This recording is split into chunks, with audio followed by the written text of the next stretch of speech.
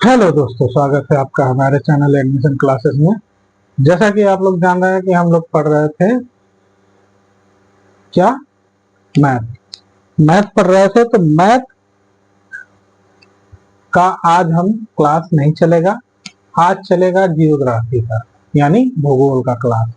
भूगोल का क्लास में देखिए, हफ्ते में 2 दिन भूगोल का क्लास रहेगा। मंडे और ट्यूसडे 2 दिन हम भूगोल का क्लास लेंगे। फिर उसके बाद सभी दिन मैथ का ही क्लास चलेगा। रीजनिंग का क्लास जब मैथ खत्म हो जाएगा तो रीजनिंग क्लास हम लास्ट में चला देंगे। ठीक, देखिए जियोग्राफी जो हम पढ़ाने जा रहे हैं ना, इसको हम पढ़ाएंगे जीरो लेवल से। जीरो लेवल से यानी पृथ्वी की उत्पत्ति कैसे हुई, कहाँ से हुई, क्यों हुई। हाँ, तो यही चीज आपको जानना है इसमें कि पृथ्वी है क्या। हाँ, और पृथ्वी का नामकरण किसने किया, कैसे क्या हुआ, क्या क्या इसमें था।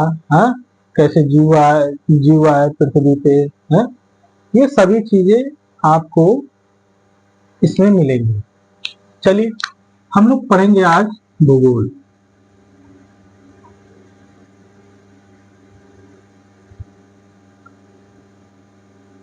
भूगोल भूगोल को इंग्लिश में हम कहते हैं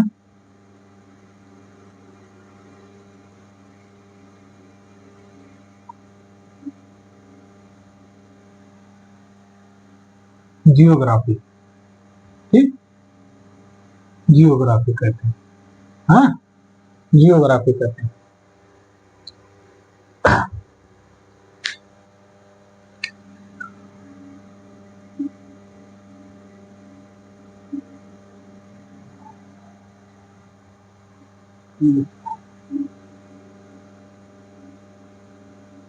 ठीक, जियोग्राफी कहते हैं। हाँ, अब एक चीज ध्यान दीजिएगा, जियोग्राफी जो जियोग्राफी का अर्थ क्या होता है। हाँ? जियोग्राफी किसे कहते हैं, जियो जियोड, इसको कहते हैं जियोड। जियोड यानी हाँ, जियो यानी भूगोल। भूगोल जो है जियोग्राफी, जियो प्लस ग्राफी, ग्राफी ग्राफिका से बना है। हाँ, जियो और ग्राफिका से क्या बना है, जियोग्राफी बना है। जियो का मतलब होता है पृथ्वी। हाँ, जियो का मतलब होता है पृथ्वी। हाँ, अर्थ। हाँ, ग्राफिक का मतलब है हाँ, यानी पृथ्वी पे जो रहने वाले जीव हैं उसके बारे में कहा है। जियोग्राफी। अब देखिए जियोग्राफी में एक चीज आप लोग ध्यान दीजिएगा, भूगोल किसे कहते हैं। पहला क्वेश्चन आता है भूगोल। हाँ, क्या कहते हैं, भूगोल। भूगोल किसे कहते हैं, पहला क्वेश्चन यही आता है। ठीक, पहला क्वेश्चन कभी भी देखेंगे तो यही पूछेगा कि भूगोल किसे कहते हैं। बहुत लोग पहले के समय में, शुरुआत में सब लोग यही कहते थे कि पृथ्वी है गोल, यही है भूगोल। ठीक, पृथ्वी है गोल, यही है भूगोल। इसीलिए आप समझ लिए ये भी बात सही है, पृथ्वी है गोल, यही है भूगोल। हाँ, तो अब इसमें देखिए ये बात कुछ हद तक सही मानी जा सकती है, लेकिन पूर्ण रूप से सही नहीं मानी जा सकती, क्योंकि पृथ्वी का जो आकार है वो क्या है, जियोड है। हाँ, जियोड, जियोड यानी उभरा हुआ। जियोग्राफी यानी जियोड यानी कहीं ऊपर कहीं ऊंचा खाला ऐसे, जैसे कि ये पृथ्वी, ऐसे मान लीजिए ये पृथ्वी है ना, ये गोल एक पृथ्वी है, लेकिन हमारी पृथ्वी ऐसी नहीं है। ठीक, हमारी पृथ्वी ऐसी नहीं है। कैसी है तब बताइए, हमारी पृथ्वी कैसी है। देखिए हमारी पृथ्वी कैसी है, ऐसे ऐसे कहीं कहीं उभरी हुई है। ठीक, ऐसे है, समझना। पृथ्वी हमारी ऐसे है, जियोड है, यानी कहीं कहीं सपाट है तो कहीं उभरा हुआ है तो कहीं क्या है। ठीक, पृथ्वी अगर ऐसे गोल रहती तो आपको समझ में आता कि अरे हाँ यार, इसके तो ये पृथ्वी अगर गोल रहती आपको तो अच्छा, आप अपने घर से निकलिएगा, कहीं मान लीजिए गए जम्मू कश्मीर या हिमाचल घूमने गए या लेह लद्दाख घूमने गए, हाँ, या मनाली घूमने गए, तो वहां जाएंगे देखेंगे बहुत बड़े बड़े पहाड़ है, हाँ? अब बड़े बड़े पहाड़ हैं, जब पृथ्वी ऐसे गोल रहेगी तो बड़े पहाड़ कैसे उभरेंगे, ऐसे उभरेंगे, हाँ? हमारा माउंट एवरेस्ट भी है। माउंट एवरेस्ट कहाँ है, हाँ? नेपाल में, नेपाल में है। माउंट एवरेस्ट जब नेपाल में है तो वो सबसे ऊंचा है पर्वत, हाँ? हिमालय पे, हिमालय है, हिमालय पे भी है ऐसे। मतलब आप समझिए कि जो भी है चीज वो पृथ्वी पे ऐसे उभरी हुई है, हाँ? अब यही ऐसे उभरी हुई है, हाँ? कि नहीं, समझ आया? ऐसे उभरी हुई। अब समझिए, यहीं पे कोई बहुत ऊंचा है, कोई एकदम सपाट है, कोई एकदम समतल है, कोई पानी से एकदम भरा हुआ है। अब एक चीज ध्यान दीजिएगा, कभी भी हम लोग समुंदर देखते हैं, समुंदर, समुंदर कितना गहरा होता है, गहरा होता है ना। हमको लगता है कि अगर हम 1200 या 1800 फीट, 2000 फीट या 3000 फीट नीचे जाएंगे, हाँ, तो हमको लगता है कि तब तक भी हमें अभी समुद्र का तल नहीं मिलेगा, हाँ? तो आप समझिए, हमारी ये पृथ्वी है, अब कहीं ये उभरा हुआ है, हाँ? कि नहीं, कहीं ज्यादा उभरा है, हाँ? और कहीं ये सपाट है और कहीं ये जल है, हाँ? ये जल है, ऐसे है ना। अब जल है, हमारा पृथ्वी का जो सतह है, ये मान लीजिए ये है, ये उभरा हुआ पार्ट क्या है, ये भी तो सतह है ना, ये भी तो सतह है। अब जब ये सतह है तो ये भी सतह है, हाँ? अब ये जो हमारा जल है, जल में ऐसे, जल में ऐसे होगा, ये जल है ना पूरा।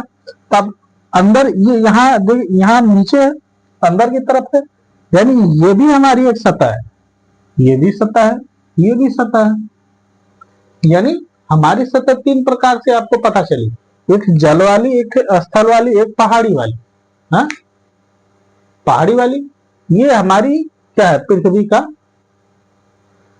स्थल है।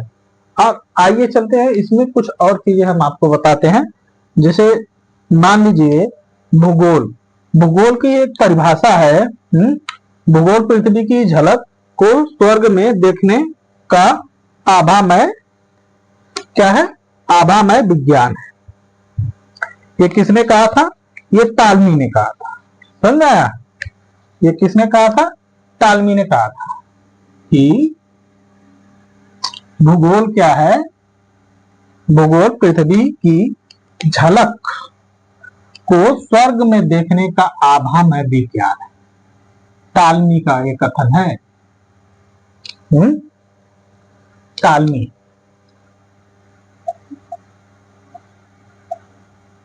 टालमी ने क्या कहा, हाँ? आभामय,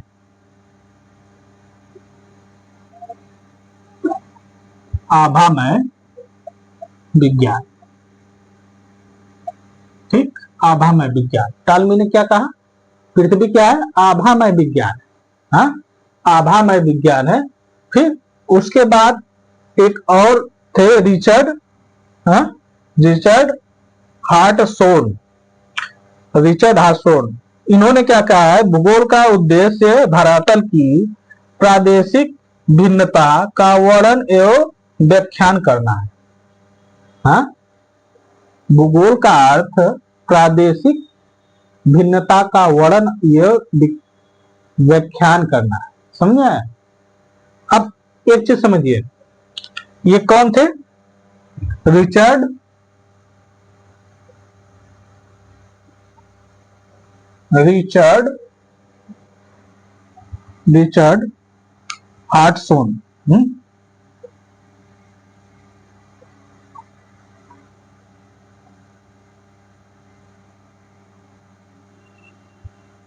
ठीक, रिचर्ड हार्ट्सफोर्ड। इन्होंने क्या कहा, भूगोल क्या है, प्रादेशिक भिन्नता का वर्णन एवं व्याख्यान करना, वर्णन एवं व्याख्यान करना। क्या है, वर्णन एवं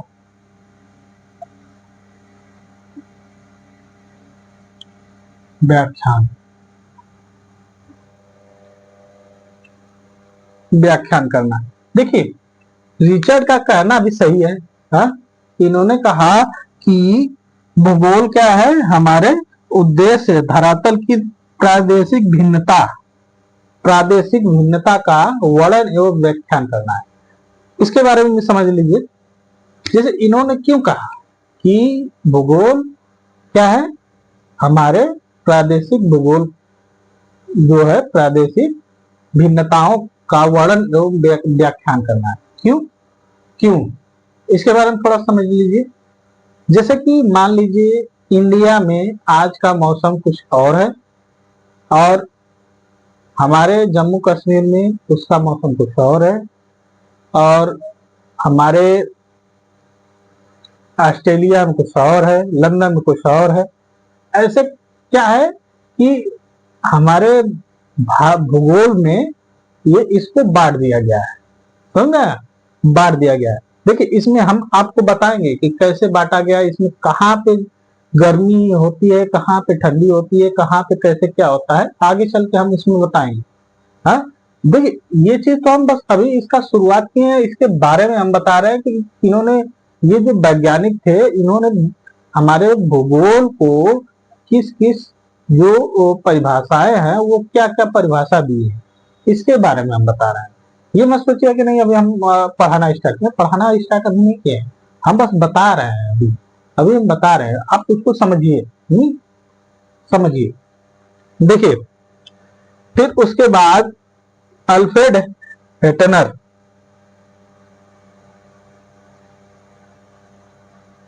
अल्फ्रेड हेटनर, अल्फ्रेड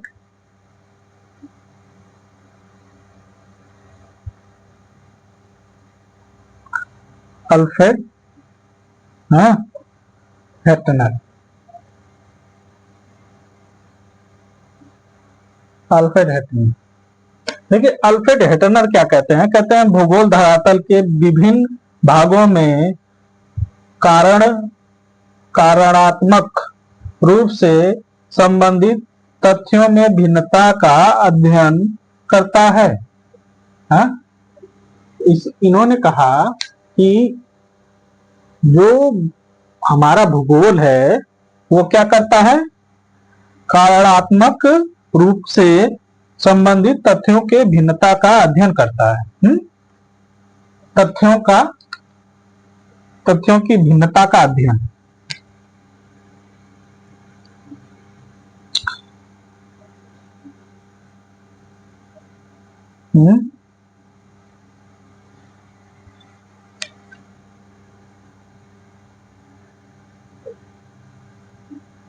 तथ्यों की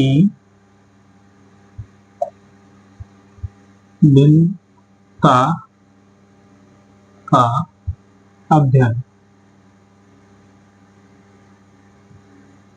अध्ययन, ठीक, तथ्यों की भिन्नता का अध्ययन। इन्होंने कहा है कि अल्फ्रेड हेटनर ने कहा है कि तथ्यों की भिन्नता का अध्ययन, इन्होंने बताया है तथ्यों की भिन्नता का अध्ययन। किसने बताया है, अल्फ्रेड हेटनर ने, ठीक।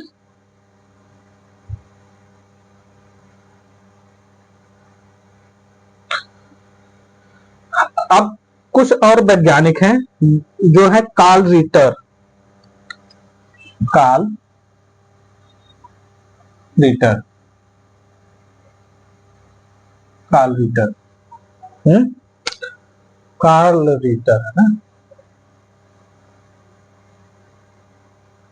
Karl Ritter. देखिए इन्होंने क्या कहा है कि भूगोल का उद्देश्य पृथ्वी तल का अध्ययन है, भूगोल का उद्देश्य पृथ्वी तल का अध्ययन है। इनके साथ कई और वैज्ञानिक थे, कौन कौन थे, जर्मन भूगोलवेता थे, प्रादेशिक भूगोलवेता के पिता भी थे। ये कौन थे? ये जर्मनी के थे, जर्मन। और इन्होंने क्या कहा कि पृथ्वी तल का अध्ययन, उद्देश्य पृथ्वी तल का अध्ययन है। भूगोल का उद्देश्य पृथ्वी तल का अध्ययन है। पृथ्वी तल का अध्ययन है। पृथ्वी तल का अध्ययन किसने कहा? कार्ल रिटर ने। और कार्ल रिटर क्या थे? ये थे जर्मन भूगोलवेता थे। हाँ, ये प्रादेशिक भूगोलवेता के जनक थे, यानी प्रादेशिक भूगोल के, इन्हें इन्हें लिख लीजिए। हाँ,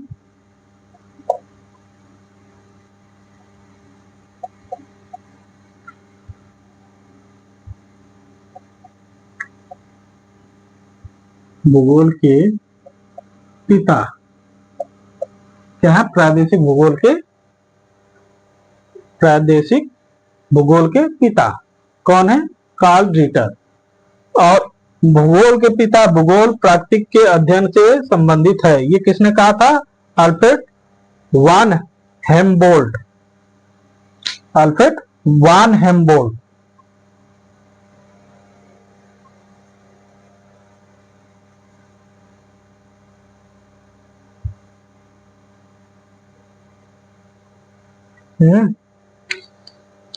और चलिए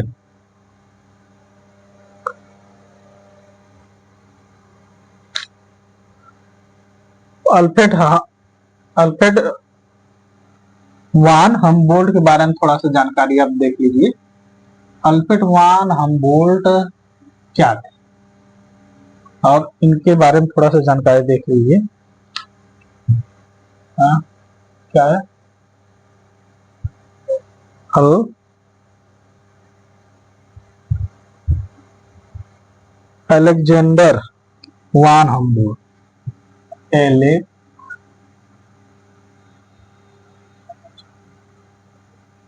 अलेक्जेंडर वान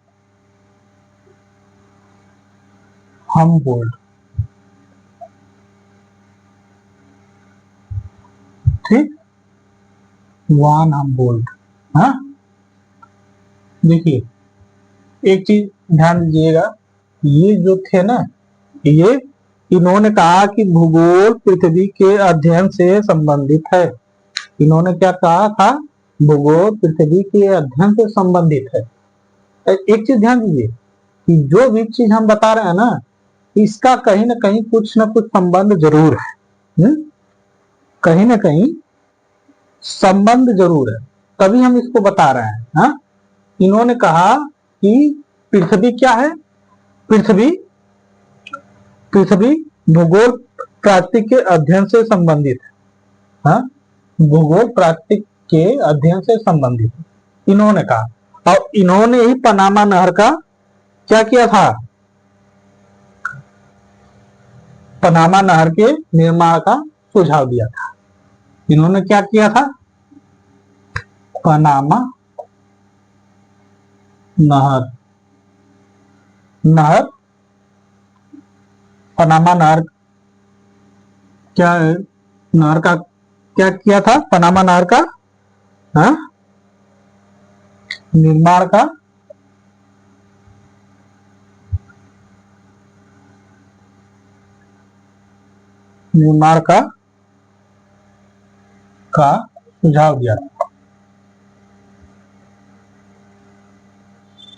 सुझाव दिया था।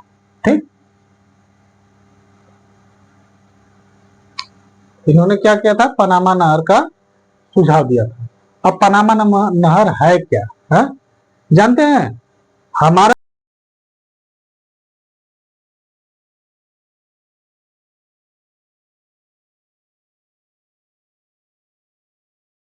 यूएस ने पनामा से अटलांटिक ओशन के न्यूयॉर्क से पैसिफिक ओशन के सैन फ्रांसिस्को आने के लिए पहले शिप्स को एक लंबा रास्ता तय करते हुए साउथ अमेरिका से होकर आना पड़ता था, जो लगभग 12,000 माइल्स का था। अमेरिका को इस रूट को कैसे भी करके शॉर्ट करना था, जिस कारण यूएस ने सेंट्रल अमेरिका के पनामा से पैसिफिक और अटलांटिक ओशन के बीच एक रास्ता बनाना चाहा। ऐसा होने पर ये 12,000 माइल्स का डिस्टेंस केवल 4,000 माइल्स में ही तय हो जाता। यूएस चाहता था कि सेंट्रल अमेरिका को काट कर एक शॉर्ट रूट तैयार किया जाए, लेकिन उस समय पनामा कोलंबिया के अंदर आता था और कोलंबिया यूएस के इस आइडिया से डिसएग्री था, जिस कारण यूएस ने पनामा से उनकी आजादी के बदले पनामा कैनाल बनाने की डील रखी और मात्र कुछ दिनों में अपनी सेना भेजकर पनामा को कोलंबिया से आजाद करवा दिया। जिसके बाद फाइनली सालों की मेहनत और हजारों की जान दांव पर लगाकर यूएस ने पनामा कैनाल को बनवाकर तैयार करवा दिया। वैसे इस कैनाल को बनाने का आइडिया सबसे पहले स्पेन का था, लेकिन स्पेन इसमें असफल रहा। स्पेन के बाद फ्रांस ने भी कैनाल को बनवाने की कोशिश की, लेकिन ये भी कैनाल को नहीं बनवा पाए। अटलांटिक ओशन की न्यूयॉर्क ये वाला हिस्सा यहाँ पे टच था, ऐसे टच था। जैसे कि हमारा भारत है ना, भारत है, भारत में व्यापार करने के लिए और हमें जाना कैसे पड़ता था। जैसे मान लीजिए हमें जाना है, कहाँ जाना है, ऑस्ट्रेलिया जाना है। ऑस्ट्रेलिया से अगर व्यापार करना है तो कैसे जाएंगे। यहाँ से हमें ऐसे जाना पड़ता था, यहाँ से हम निकलते थे तो ऐसे हमें ऐसे निकल के पूरा ऐसे जाना पड़ता था। ठीक, ऐसे जाने में हमें बहुत समय लगता था, हाँ, बहुत लंबी दूरी भी थी। तो पनामा नहर जो है यहाँ पे इसको बनाया गया, पनामा नहर, हाँ, पनामा नहर यहाँ पे बनाया गया। अब ध्यान दीजिए, जो ये पनामा नहर यहाँ पे बनाया गया, पनामा नहर का हम आपके स्क्रीन पे एक वीडियो हम चला दे रहे हैं, आप लोग उसको देख लीजिए। पनामा नहर के बारे में उसने थोड़ा सा दिया है, पनामा नहर क्या है, कैसे है, हाँ, पनामा नहर। अब उसके बारे में समझ लीजिए। अब ये क्या है कि भारत से अब हमको इतना घूम के जाना पड़ता था। अब पनामा नहर बनने के कारण हमें यहाँ से ऐसे सीधा यहाँ आ गए, यहाँ से पनामा नहर से हम सीधा यहाँ आ गए, हाँ, यहाँ आ गए, क्योंकि ये हमें आसान पड़ता था, समझा, ये आसान पड़ता था। इधर के भी लोग हम क्या करते थे, ऐसे ही, यहाँ के भी लोग ऐसे ही जाते थे, हाँ, जाते थे। तो अब इन लोगों का है कि ये दूरी जो है ना, दूरी बढ़ जाती थी, तो इसीलिए ये यहाँ से ऐसे गए तो यहाँ से ऐसे निकल गए, समझा। पनामा नहर यही है।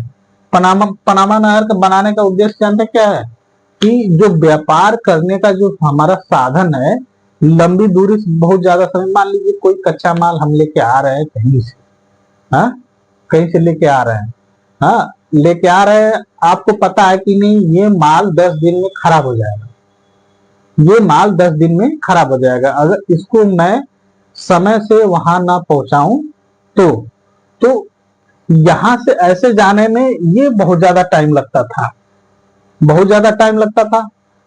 इसकी वजह से यहाँ माल पहुंचते पहुंचते खराब हो जाता था। तो अब क्या हुआ कि पनामा नहर बनने की वजह से यहाँ से ये सीधा जाके यहाँ चला जाता था और यहाँ से सामान यहाँ आ जाता था आराम से, हमारा माल भी नहीं खराब होता था और काम का काम हो जाता था।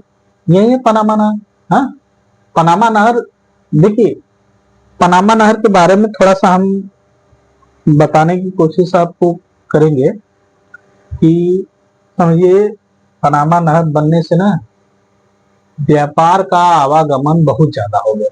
नहीं तो लोग यहाँ से, अब सोचिए यहाँ से जाने में यहाँ कम से कम 1 महीने से ऊपर लग जाएगा।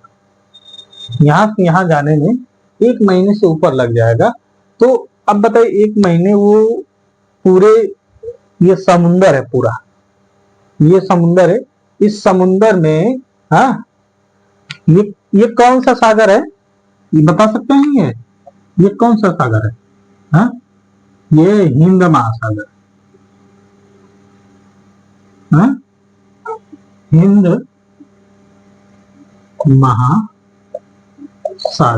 ठीक, हम आपको ना जब इसके बारे में बताएंगे ना, जब पृथ्वी के बारे में बताएंगे तो भारत का मैप बनाएंगे ना, भारत के मैप में और कौन सा किधर क्या है सब बढ़िया से दर्शा देंगे।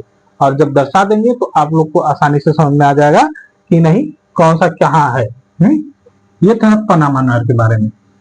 चलिए आइए अब चलते हैं हम थोड़ा सा भूगोल के कुछ नए टॉपिक पे। नए टॉपिक का मतलब समझ रहे हैं? हा? अच्छा, भूगोल के जनक किसे कहा जाता है? हम भूगोल के बारे में पढ़ रहे हैं, भूगोल के जनक के बारे में ही नहीं जानेंगे तो हम भूगोल पढ़ने का क्या मतलब? हाँ, भूगोल, भूगोल के जनक,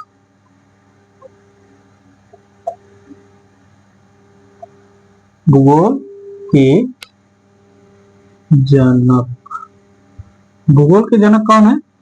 हिकैटियस। कौन है? हिकैटियस।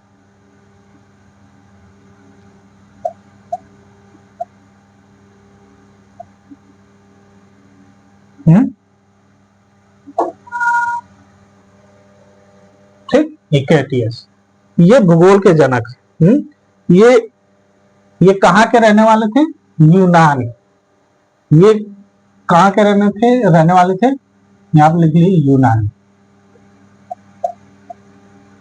यूनानी थे, यूनानी थे, यूनानी विद्वान थे ना। इनकी जो पुस्तक है, जो भूगोल, भूगोल की जो पुस्तक है, इन्होंने उस पुस्तक को किस भाषा में लिखा ये भी पूछता है। हाँ, तो इनकी जो पुस्तक है उसका नाम भी पूछता है। हाँ? उसका नाम क्या है? पीरियोडिक, पीरियोडिस, पीरियोडिस है ना।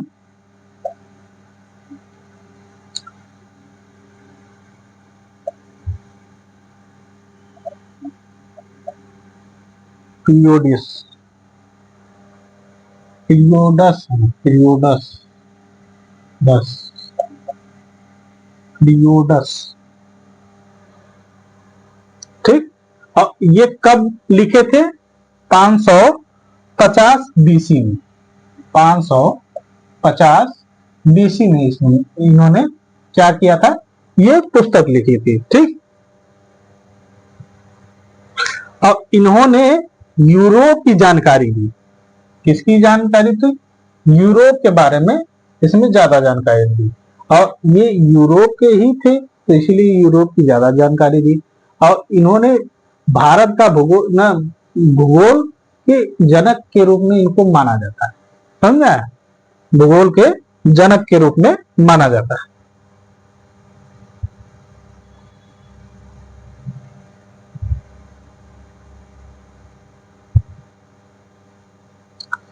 ठीक, इतना समझ में आ गया?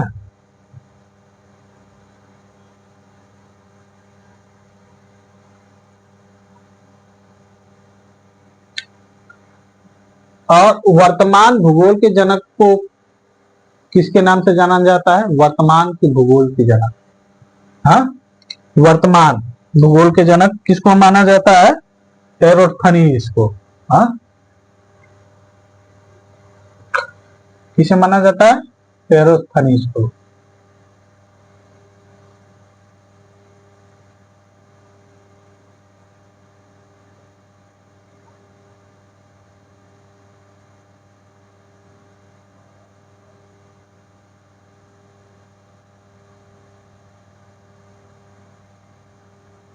एरोस्थनीज को। ये कौन थे? हाँ, वर्तमान भूगोल के जनक। वर्तमान भूगोल के जनक कौन थे? एरोस्थनीज थे। हाँ, एरोस्थनीज को वर्तमान भूगोल के जनक इन्हें माना जाता है। ठीक, चलिए आगे चलते हैं, आगे देखते हैं।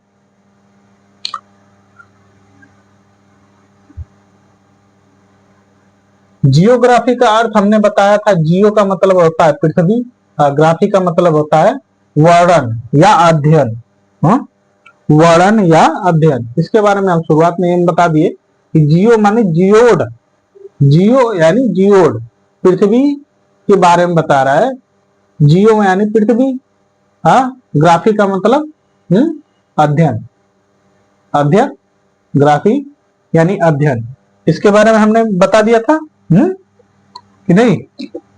अब इन्होंने, एरोस्थनीज ने इन्होंने किस समय क्या किया था? भूगोल के जनक माना गया। किस समय माना? 276 बीसी में।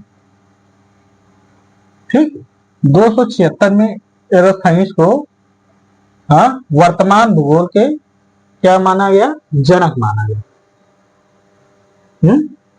वर्तमान भूगोल के जनक, यानी आधुनिक भूगोल के जनक या वर्तमान भूगोल के जनक किन्हें माना गया?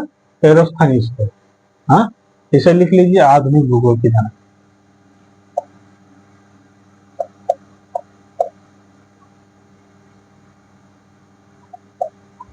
भूगोल के जनक, ठीक, आधुनिक भूगोल के जनक।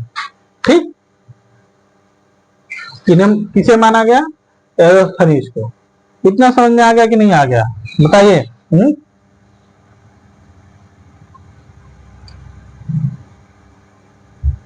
और इन्होंने सबसे पहले क्या चीज बताया था?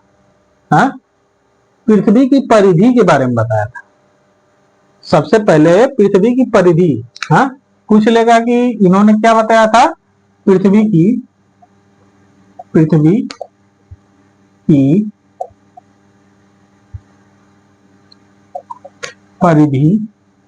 के बारे में। ठीक, पृथ्वी की परिधि के बारे में इन्होंने बताया था। समझे? पृथ्वी की परिधि के बारे में इन्होंने बताया था। ठीक, तो इतना समझ में आ गया होगा। चलते हैं थोड़ा सा आगे।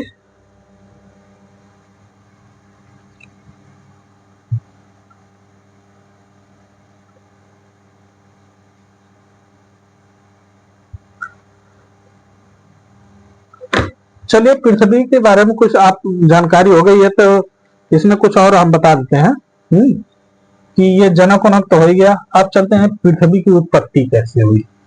पृथ्वी की उत्पत्ति कैसे हुई? हाँ?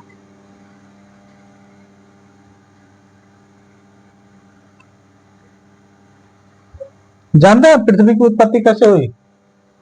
पृथ्वी हमारी पहले पृथ्वी नहीं थी, हमारी आकाशगंगा। आकाशगंगा हमारी आकाशगंगा। हम ये मत सोचिए कि हमारे पृथ्वी जो है, जो हमारी पृथ्वी आकाशगंगा है, आकाशगंगा, हाँ, आकाशगंगा है जो, वो ऐसे है। हाँ, ठीक, आकाशगंगा है। अब समझिए, ये आकाशगंगा है, इसे हम मिल्की वे कहते हैं। हाँ? मिल्की वे। मिल्की वे, ये आकाशगंगा हमारी, आकाशगंगा मिल्की वे, ये हमारी आकाशगंगा है। और हमसे जो भी थोड़ा अगल बगल कई आकाशगंगा है। हाँ, हम इस मिल्की वे से एक और एक पास में आकाशगंगा है। उस आकाशगंगा का क्या नाम है? देखिए, ये तो हमारी आकाशगंगा है। हाँ? और ये इसे हम कहते हैं आकाशगंगा। हाँ, कई नाम से जानते हैं। आकाश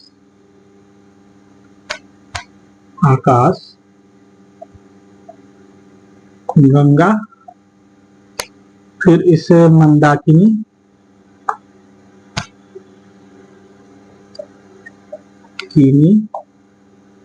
और मिल्की वे।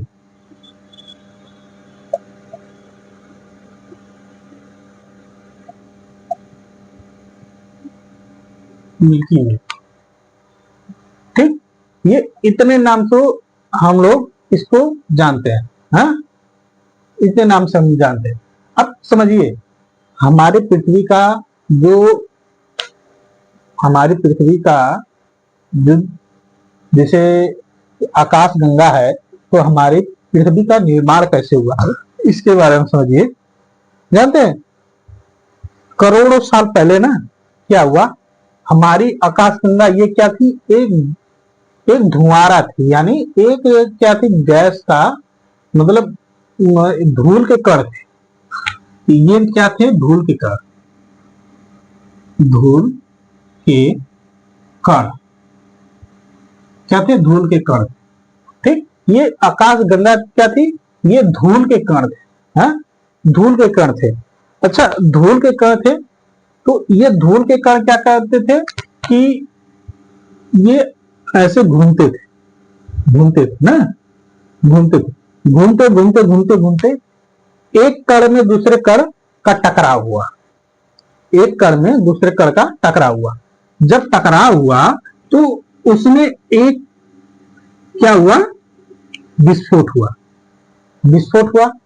जैसे टकराव, टकराव कैसे होगा?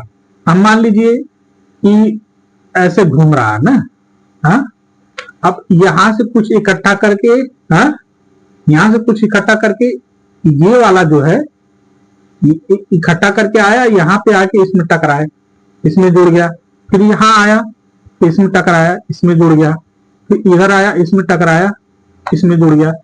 ऐसे ही ऐसे करके ना ये खूब बड़ा हो गया, हाँ, बड़ा हो गया। अब इसके बगल में एक और था, वो भी ऐसे बड़ा हो गया, हाँ, कई थे ना, ऐसे कई थे। तो अब क्या हुआ कि इसमें टकराने लगे, टकराने लगे। जब टकराए तो इसमें एक ब्लास्ट हुआ, हाँ, ब्लास्ट हुआ तो उसे हम क्या कहते हैं? Big bang theory, big bang theory. Big bang theory के कारण ही क्या हुआ है? हमारे पृथ्वी का निर्माण हुआ है, बिग बैंग थ्योरी के कारण। और बिग बैंग थ्योरी है क्या? एक बात समझिए, बिग बैंग थ्योरी है क्या?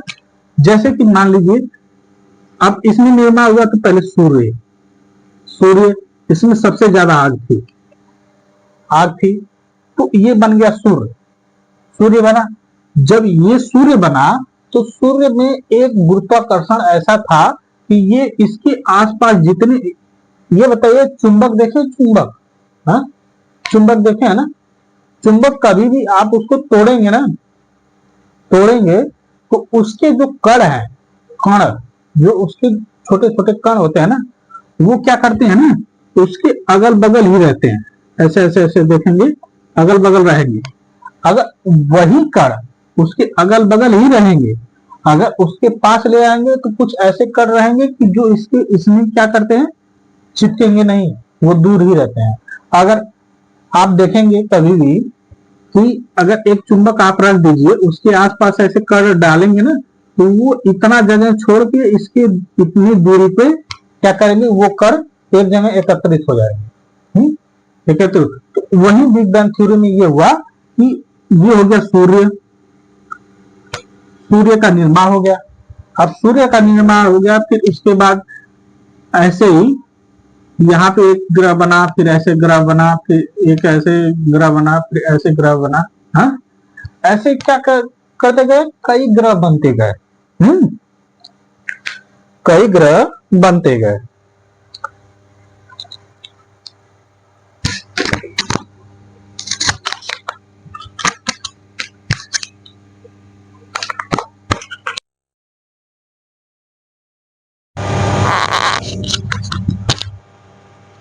चलिए देखिए, इसमें कई ग्रह बनते गए।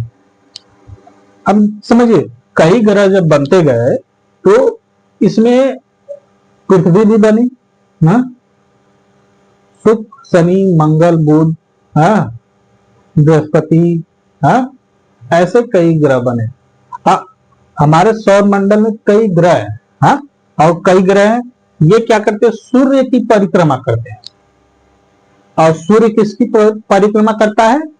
पूरे मंदाकिनी की परिक्रमा करता है, हाँ? यानी मिल्की वे की चक्कर लगाता है। कभी भी आप लोग देखेंगे तो ज्यादातर आप लोग को पता होगा कि पृथ्वी और सूर्य कभी भी ऐसे घूमते हैं ना, ये सूर्य है, इसके आसपास ऐसे घूमते हैं, हाँ? ऐसे घूमते हैं, ऐसे नहीं घूमते हैं, समझ में आया? ये ऐसे नहीं घूमते हैं कभी भी, समझ में आया? आप घूमते कैसे हैं? ये देखिए, ये हो गया हमारा सूर्य, अब इसमें ऐसे घूमते हैं,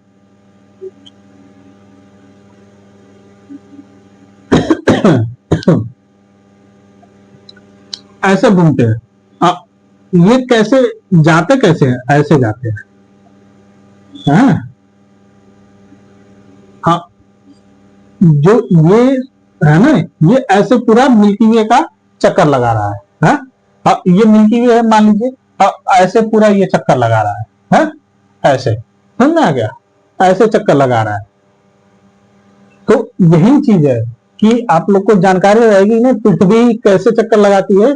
कभी भी ऐसे राउंड चक्कर नहीं लगाती है, राउंड ऐसे पहले ऐसे ऐसे ऐसे पूरा राउंड ऐसे घूमती जाती है, समझे? यानी वो अपने जगह तो है, लेकिन अपने जगह से ऐसे जो घूम रही है ना, वो थोड़ा ऊपर भी घूम, मतलब और बढ़ती जा रही है, ऊपर बढ़ती जा रही है, समझे? तो इसी में कुछ ग्रह बने, कुछ उपग्रह बने ना, तो यही चीज है। देखिए इसमें क्या है, इसमें आप लोग को ज्यादा दिक्कत नहीं होगी।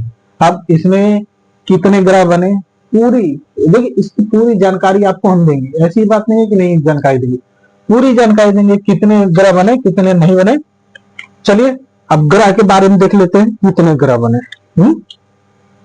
इसको हटा देते हैं। हाँ, जब पृथ्वी टूटा तो इसमें ग्रह बने, उपग्रह बने, तो उसके बारे में चलते हैं।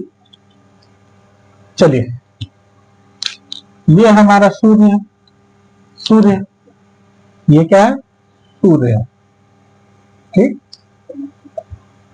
सूर्य क्या है, सूर्य, ठीक।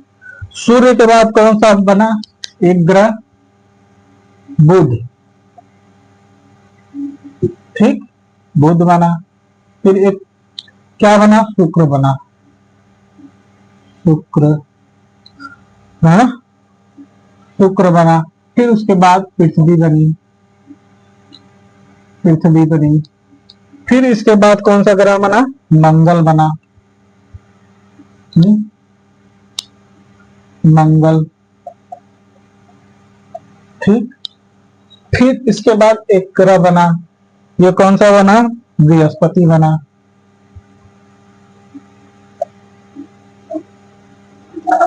बृहस्पति बना। फिर उसके बाद शनि बना। फिर इसके बाद एक ग्रह बना, कौन बना, अरुण बना, अरुण। फिर इसके बाद वरुण, वरुण। इतने ग्रह बने। हाँ, कितने बने, 1 2 3 4 5 6 7 8, 8 ग्रह। हम जैसे कि 8 ग्रह माने जाते हैं, ग्रह तो हैं अधिक, लेकिन मूल रूप से 8 ग्रह की श्रेणी में इनको माना जाता है। और ग्रह किसे कहते हैं, उपग्रह किसे कहते हैं, हाँ? ग्रह जो सूर्य का चक्कर लगाते हैं उन्हें क्या कहते हैं, ग्रह कहते हैं। और जो ग्रहों का चक्कर लगाते हैं उसे उपग्रह कहते हैं, उपग्रह कहते हैं, जो ग्रहों का चक्कर लगाते हैं। ग्रह का चक्कर, जैसे हमारे पृथ्वी का उपग्रह क्या है, चंद्रमा है। हमारी पृथ्वी का उपग्रह क्या है, चंद्रमा है, हाँ? इसी प्रकार मंगल का भी उपग्रह है, हाँ? ऐसे ही कई उपग्रह हैं, हाँ? और सबसे पूछता है कि सबसे सूर्य से सबसे नजदीक कौन सा ग्रह है, कौन सा है, बुध, बुध। कौन सा ग्रह है, बुध है। हमारी पृथ्वी, पृथ्वी जो है अर्थ, वो सूर्य से चौथा ग्रह है।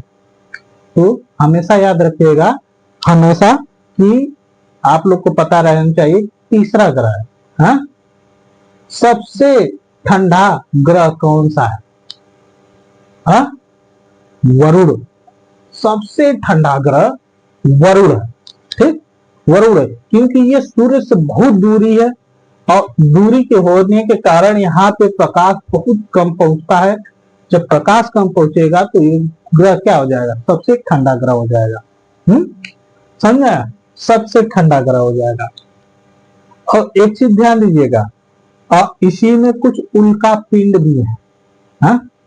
और वो उल्का पिंड क्या है, मंगल और बृहस्पति के बीच में यहाँ पे कुछ उल्का पिंड का एक झुंड है, ऐसे, हाँ? ऐसे पूरा घूमता है, हाँ? ये झुंड उल्का पिंड का पूरा झुंड है, हाँ? वो क्या करते हैं, हाँ? इन्हें उल्का पिंड या क्षुद्र ग्रह कहते हैं, हाँ? क्या बोलते हैं, क्षुद्र ग्रह,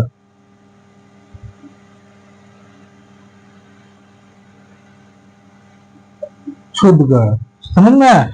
उल्का पिंड या क्षुद्र ग्रह इन्हें बोलते हैं। अब सुनिए, पृथ्वी जो है अपना जो चक्कर लगाती है वो कैसे लगाती है? और मंगल जो है, हाँ, मंगल वो क्या है और वो कैसे चक्कर लगाता है, हाँ? इसके बारे में भी आप लोग जानेंगे। चलिए थोड़ा सा और इसमें कुछ चीज समझ लीजिए, हाँ? इसमें कई चीज आप लोग को समझने लायक है। ये चीज तो अभी हम स्टार्ट किए तो ऐसे आसानी से हम बता रहे हैं। जब इसको हम डीपली पढ़ाना स्टार्ट करेंगे ना तो देखिएगा तब मजा आएगा। अभी तो हम इसको स्टार्ट किए तो आपको समझ नहीं आया होगा क्या पढ़ा रहे हैं सर, हाँ? अभी तो हम स्टार्ट किए हैं। स्टार्ट करने से ये नहीं है कि नहीं आपको ना समझ में आया। हम इसीलिए बस स्टार्ट किए हैं कि नहीं सूर्य क्या है, पृथ्वी क्या है, इसके बारे में हम बता रहे हैं। अभी पढ़ाना स्टार्ट नहीं किए हैं। जब पढ़ाना स्टार्ट करेंगे तो प्रॉपर एक नोट्स जो होता है, नोट्स की तरह आपको एक एक चीज आपको हम बताते हुए चलेंगे। क्या है पृथ्वी, क्या है सूर्य, क्या है मंगल, क्या है, हाँ, ये इनके बारे में और इनके बारे में एक एक डिटेल हम आपको एक तरफ से हम बताते चलेंगे। हमने इसीलिए हम कहते हैं कि जो भी चीज पढ़ाना है ना उसको आप ध्यान से पढ़ेंगे ना, उसमें कुछ है या नहीं है, आप तो इतना जानते ही नहीं। तो इतना आप लोग को पता हो गया होगा, जहां तक हमें उम्मीद है। तो जितना पता हो गया है तो हम इसको आज यहीं पे रहने देते हैं। टाइम भी हो गया है, टाइम भी हो गया है, तो आज इसको हम यहीं पे रहने देते हैं। बीच में एक हम वीडियो डाल देंगे इसका उपग्रह का, कैसे इसका क्या हुआ, उत्पत्ति हुई या इसको कैसे क्या हुआ, तो आप लोग इसको देख लीजिएगा। बिग बैंग सिद्धांत आखिर क्या है? बिग बैंग सिद्धांत खगोलविदों द्वारा ब्रह्मांड की उत्पत्ति के बारे में बताने का एक तरीका है। यह एक विचार है जिसमें कहा गया है कि ब्रह्मांड की शुरुआत एक सिंगल बिंदु से होती है, फिर इसका विस्तार होता है और यह इतना बड़ा हो जाता है जितना अब है। अब भी ब्रह्मांड लगातार फैल रहा है। जब ब्रह्मांड की उत्पत्ति हुई तब यह प्रकाश और ऊर्जा के साथ असीम रूप से गर्म छोटे कणों का मिश्रण था। यह ऐसा बिल्कुल भी नहीं था जैसा अब दिखाई दे रहा है। जैसे जैसे सब फैलता गया यह और स्थान घेरता गया और ठंडा होता रहा। इसके बाद ये छोटे कण एक साथ आ गए और परमाणु का निर्माण हुआ। फिर ये परमाणु आपस में जुड़ते गए।